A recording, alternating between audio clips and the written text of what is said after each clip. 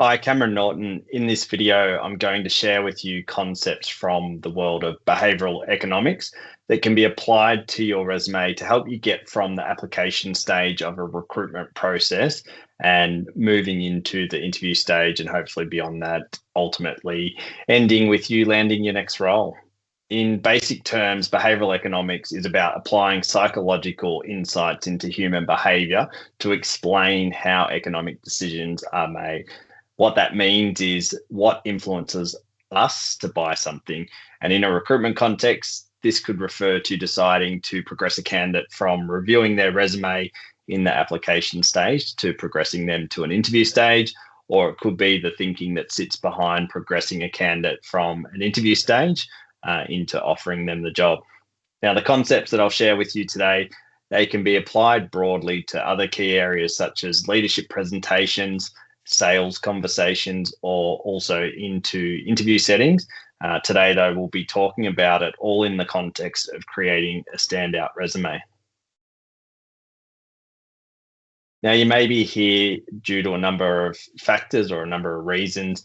You may have applied for a number of roles but haven't had any success in progressing your application beyond that stage, and you're looking for some different thinking to shift those results. You might already be in a role and you're starting to think about what's next for your career, but you haven't updated your resume in a number of years, and you're starting to wonder what a contemporary resume looks like or what you might need to do to make those updates. Or perhaps you've been given this video or shared this video through one of your close contacts, someone that you trust, a friend, family member, or colleague that thinks you might find some value in the content. So hopefully that's true. Hopefully you do find value in what I share with you today. And regardless of why you're here, I really want to share some different thinking when it comes to developing your resume that can help you to achieve different results. What I've seen is that traditional resume advice often falls short of delivering true differentiation. And my hope is that from this video, you're able to find your competitive edge and present it in a way that is compelling to whoever's reading it, whether that's a recruiter or a hiring manager. Why this guide is different to a lot of the traditional resume advice that's out there is that often that advice is focused on surface level ideas. It might be talking about recommendations on formatting, the layout, number of pages, those sorts of things. And what that traditional advice often misses is how do you differentiate in a crowded market? How do you capture the attention of the reader? And how do you move from being a candidate in amongst a pool of many candidates to the candidate that the recruiter or the hiring manager wants to meet? So this guide introduces a fresh strategic lens that's grounded in behavioral economics theory to help executive level talent craft resumes that not only inform, but also influence. It's through applying these lesser known cognitive principles that candidates can subtly guide a recruiter or a hiring manager's attention, enhance your perceived value, and also create that lasting impression. The insights in this video will offer candidates a psychological edge that can help you transform your resume from being a personal memoir into a powerful marketing tool, and that ultimately helps you land that next role. Now, before we get into the strategies that will help you do that, let's quickly cover the various phases of an executive employment lifecycle. And I want to cover this because there's 4 categories which people often sit within when they reach out to me for some assistance. The first is the job search. So this is when you're actively looking for your next role and you're trying to define what it is that you want to do next.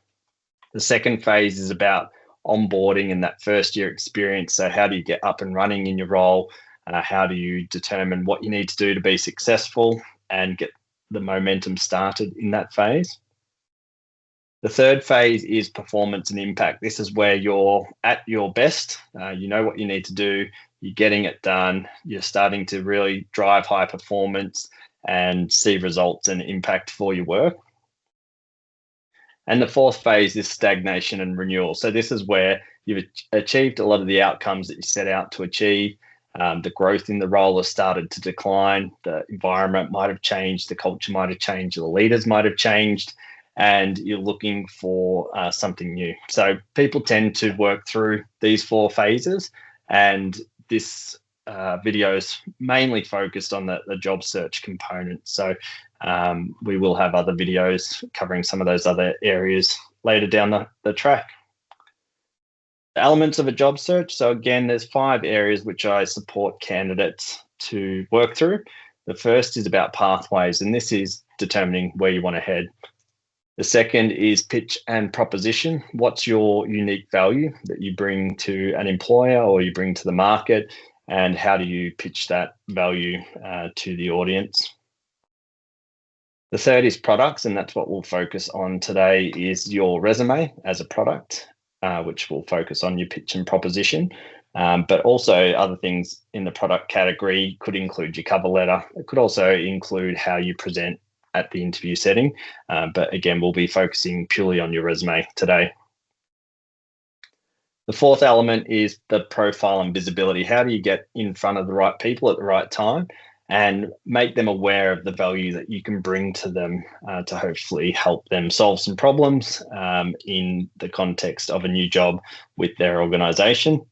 And the fifth one is partners and network. So who are the partners that are helping you to find that next role? How are you activating your network to support you to find that next role? Again, we won't cover too much of that today, but it is something which I'm often chatting to people about. Now, before you refine your resume, it's essential to get crystal clear on what you want next. And that's not just in terms of what your next title might look like, what your remuneration package might be, but it's thinking about the kind of impact that you want to make. Also thinking about the environments where you thrive and the legacy that you're looking to build.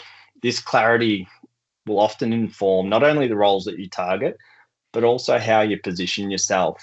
And within that broader career pathways focus, it's thinking about how do you deepen your expertise in a specific area, or how do you pivot into a new leadership challenge? So before you begin refining your resume, take a step back and ask yourself, what do you truly want and what does next look like? And start thinking about gaining clarity on that. Now, you might have 3 or 4 different pathways that you can pursue, and that's fine. It's just about defining your direction and then being able to tailor your materials to that direction. Gaining clarity here, it's not just helpful, but it's really strategic, because it will help you shape how you present your experience, what roles you target, and then also how you communicate your value. And it's through that understanding that you can articulate what sets you apart from others, and you can identify and own your uniqueness as well. And sometimes people say, well, I don't know what's unique about me. I don't know what my real strengths are. Well, the easiest thing to do is ask those around you. Ask them, what's unique about me? What do you see as a key strength? And often our greatest points of value are hidden in plain sight. And we might not view them as unique, but if we ask others, we can really understand what's important to them and get their perspective, which we can then utilize as we start to develop up our resume.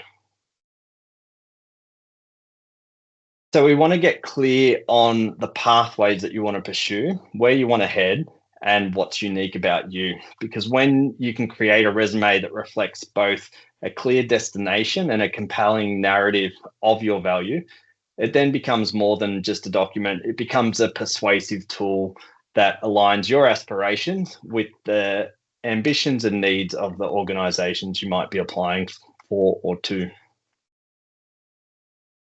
So let's get into the strategies that you can apply to create a standout resume. It's probably why you've clicked on this video and you're watching it. So let's get straight into it. The first concept is about designing for dual processing.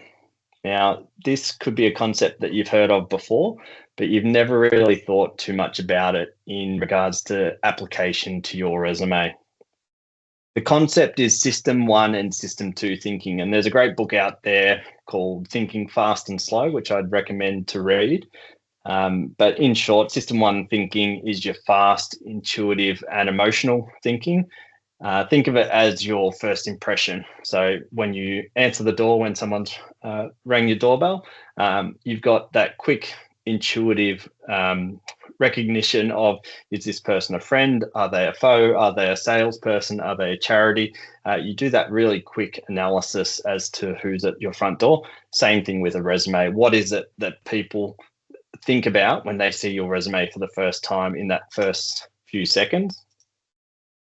System two is the slower, analytical, and deliberate thinking. This is where people spend a lot more time really understanding your content. And when developing up your resume, it's really important to understand and design for both of these systems, because if you don't win in system one, you may never get the chance to persuade in system two. And again, back to the doorbell example, if you don't have a good impression of the person that's at the door, you probably won't let them in your house, or you won't even speak to them out the front of your house either. So the first page of your resume must appeal to that system one, and it should immediately convey clarity, confidence, and relevance. And it's through the use of visual hierarchy, some strategic framing, and compelling positioning that we're able to do that. And in that first 6 to 8 seconds, it's where impressions are formed. And often with those impressions, they then skew the rest of how your information is interpreted. So once engaged, the reader will shift into that system two thinking, and that's where they'll begin to scrutinize your experience, assess your achievements, and evaluate your fit. And the rest of your resume beyond page one should be structured to support that deeper analysis. So it should offer evidence, it should offer context, and it should also offer logic that reinforces that initial impression gained in system one thinking. The next concept is about anchoring and framing. So anchor early, frame strategically. The first page of your resume, it's not just an introduction, it's a psychological anchor. And there's a thing called diagnosis bias, which basically means that once someone forms an initial impression, they tend to interpret all subsequent information through that lens. So understanding that, you can actually use it to your advantage. It's because of that diagnosis bias that your opening framing becomes really critical. Through strategically highlighting your most impressive achievements, leadership outcomes, and relevance up front, you then create a powerful anchor that influences how the rest of your resume is read and evaluated. And framing is the way you present your content, and that can shape that perception before the deeper analysis begins. So think about bold headlines, quantified impact, or carefully chosen language for your key achievements on page one, as this can shape that perception before the deeper analysis begins. So as an example for my resume, I would have a big bold headline: award-winning recruiter, executive search specialist, and experience management strategist. That then frames for the reader, what the rest of the content will be about. When this is done well, it really sets the tone, primes the reader's expectations, and positions you as a high-value candidate from the outset. And it makes every other detail within your resume far more persuasive. The next concept is about guiding attention through choice architecture.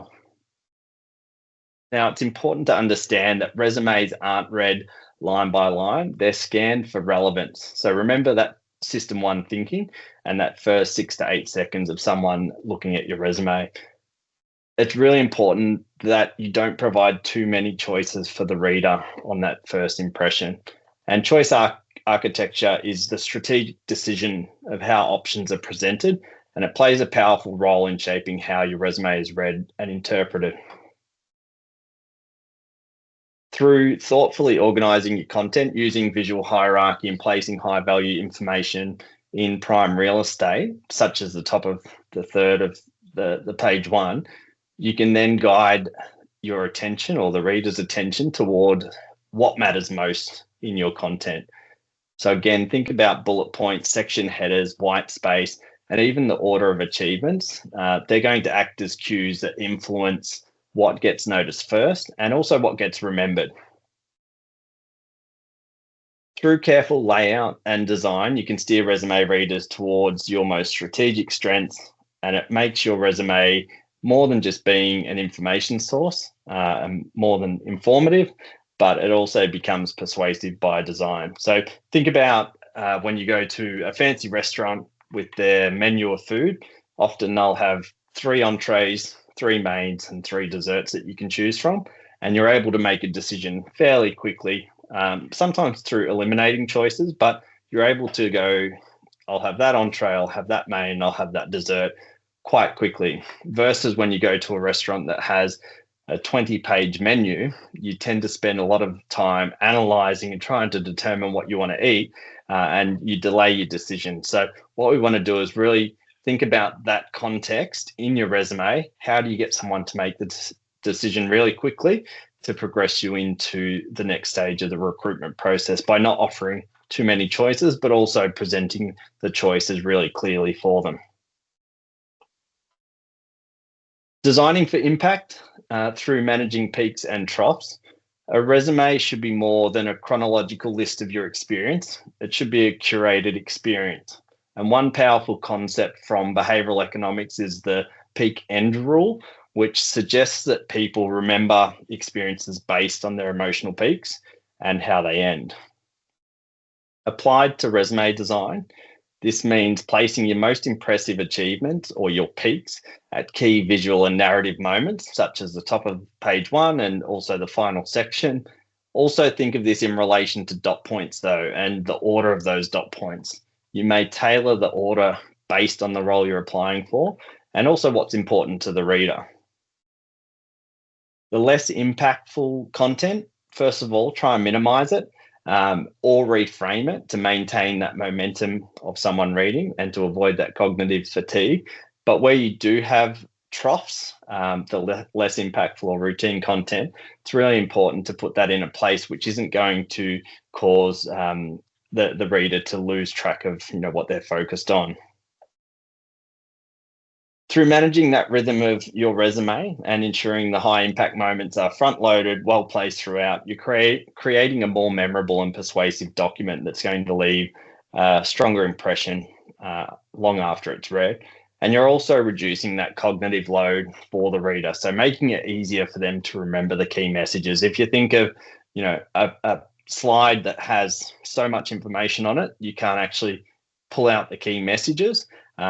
Think of that when you're creating your resume. If you've got a professional summary that's 10 lines long, it's probably too long, and it's probably hard to discern what the key message is in that summary. The next concept is about amplifying credibility and embedding social proof. And when strategically placed, especially on page 1, these elements signal trustworthiness, authority, and impact, and it can help the reader form a positive impression quickly.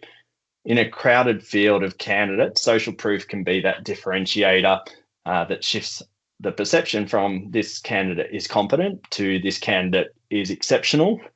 And people tend to rely on social proof as an external validation when forming their judgment. So think of all the certifications that exist, those little tick marks to say this brand is trusted.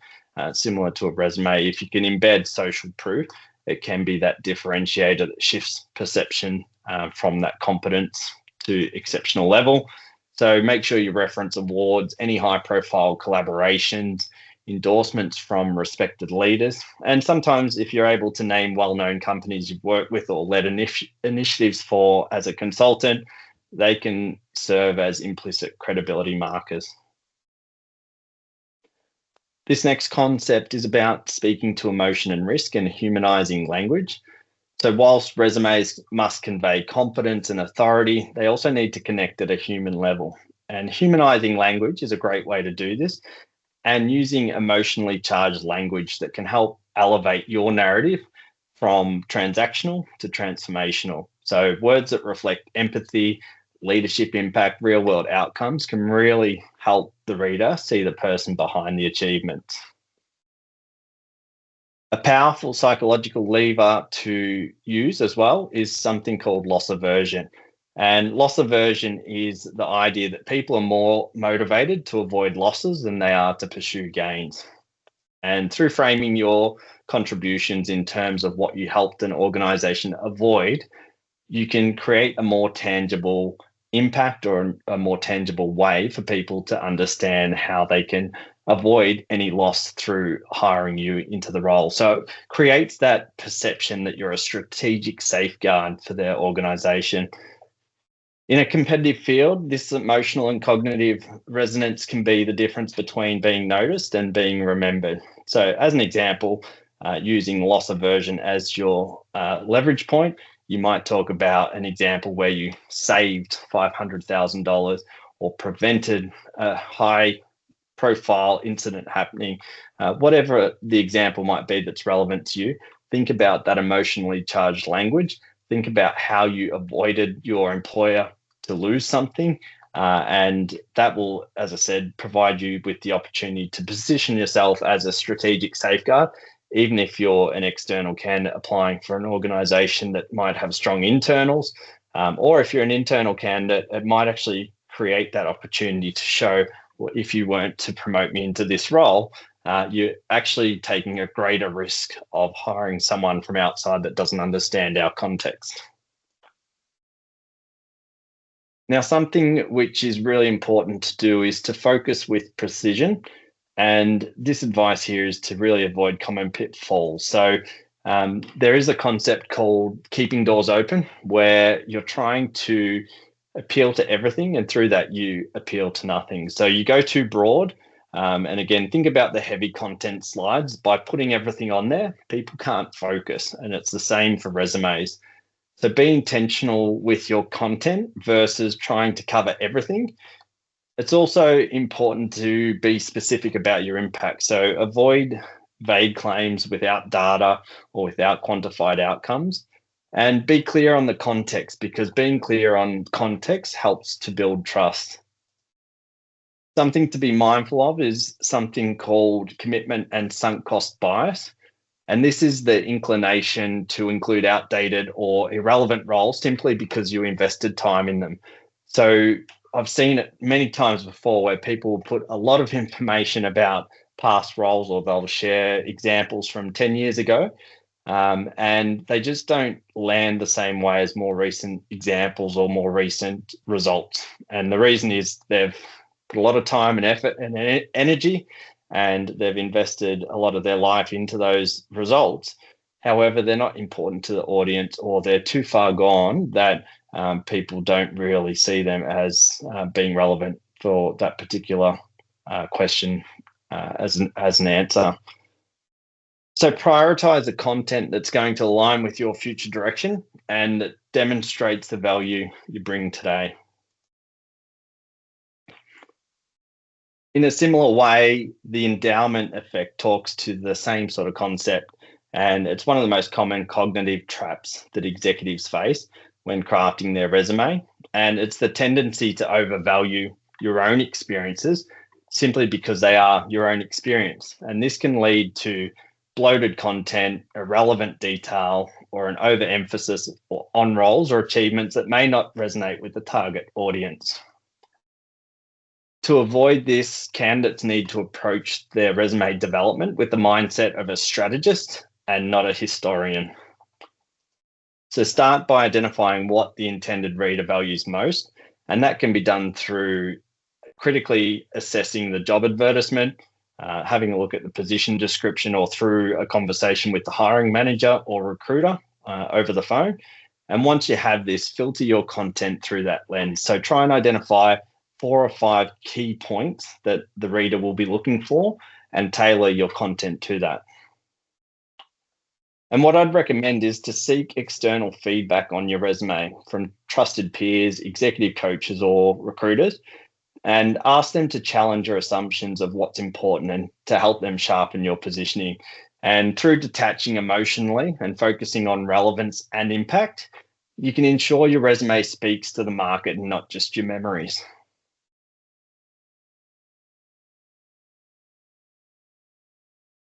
So the focus has been on how do you craft your content in a compelling and persuasive way, utilizing some of those concepts from behavioral economics. And to get to a practical level where you can start to craft out your resume, I thought it might be useful just to give you my view as to what a good page 1 looks like, and also page 2 and beyond. So crafting a compelling first page, what I would recommend is headline branding. So you'll have your name, you'll have your contact details, make them easy to access for the reader in case they want to give you a call or send you an email. Next, you need to have headline branding. So what are those key terms, phrases that represent your brand?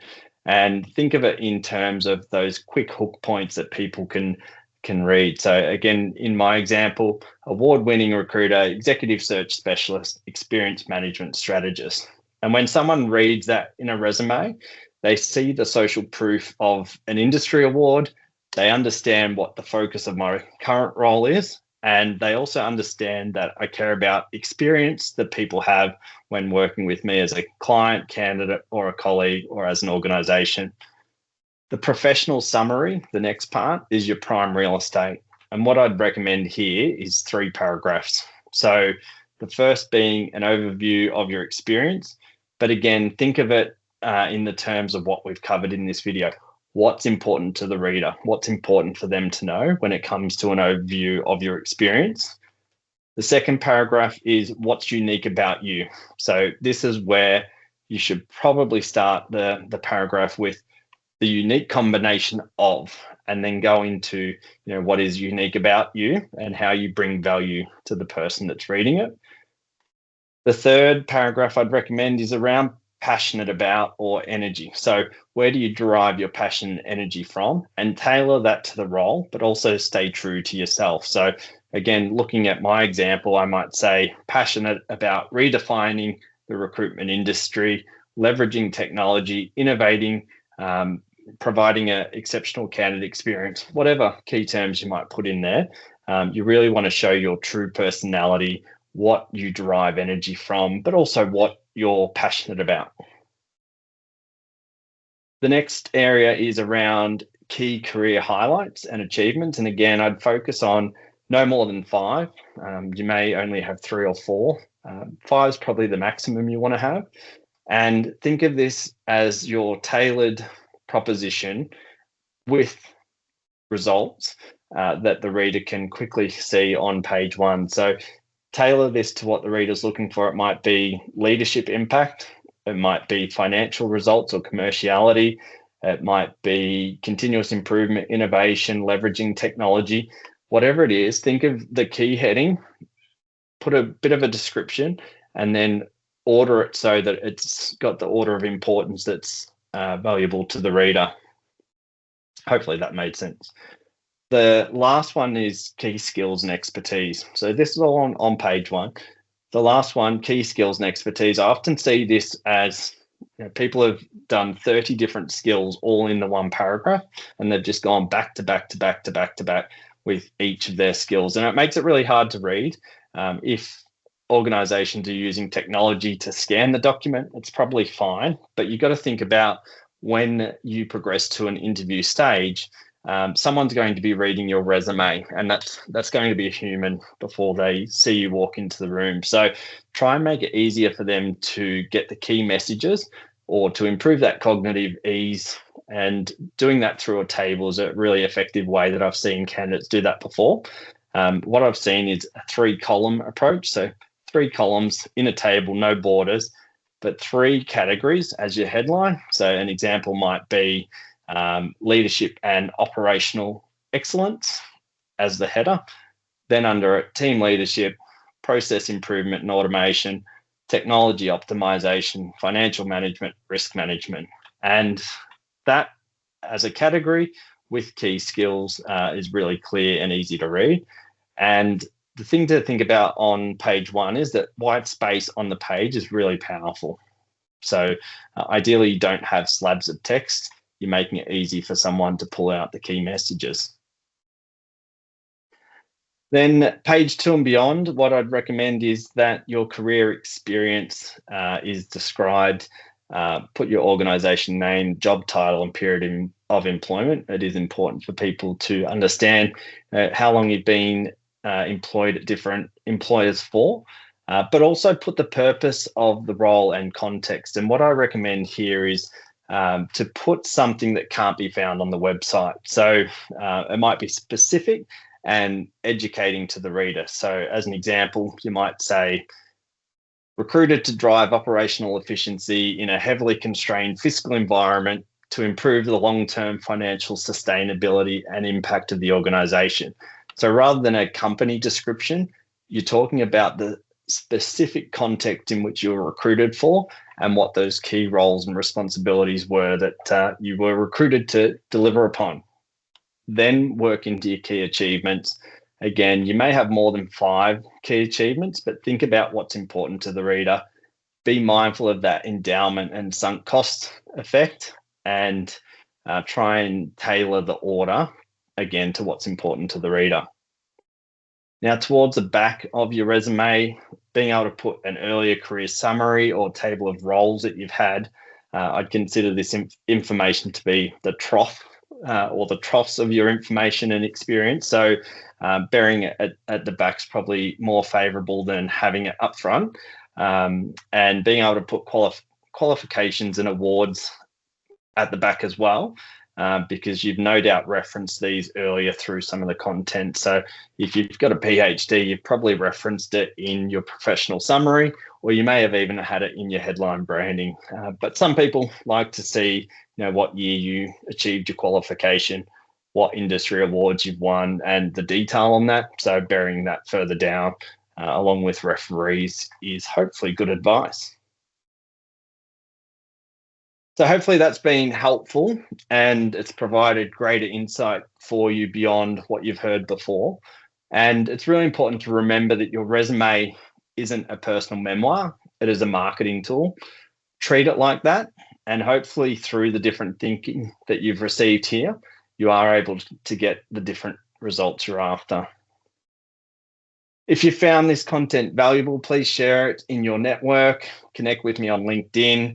When you land that next job, please think of me when you need help hiring your team. And let me know what you found interesting in this video. I really appreciate any feedback, also any advice about what wasn't useful. And it will always help me refine my approach. And finally, love to know what you'd love to learn about next. Shoot me a direct message on LinkedIn. I'd love to create content that's of value to people and helps them to continue to achieve the results they're after when it comes to their career, leading teams, or running great organizations. So my name's Cameron Norton. I hope you found value in this content.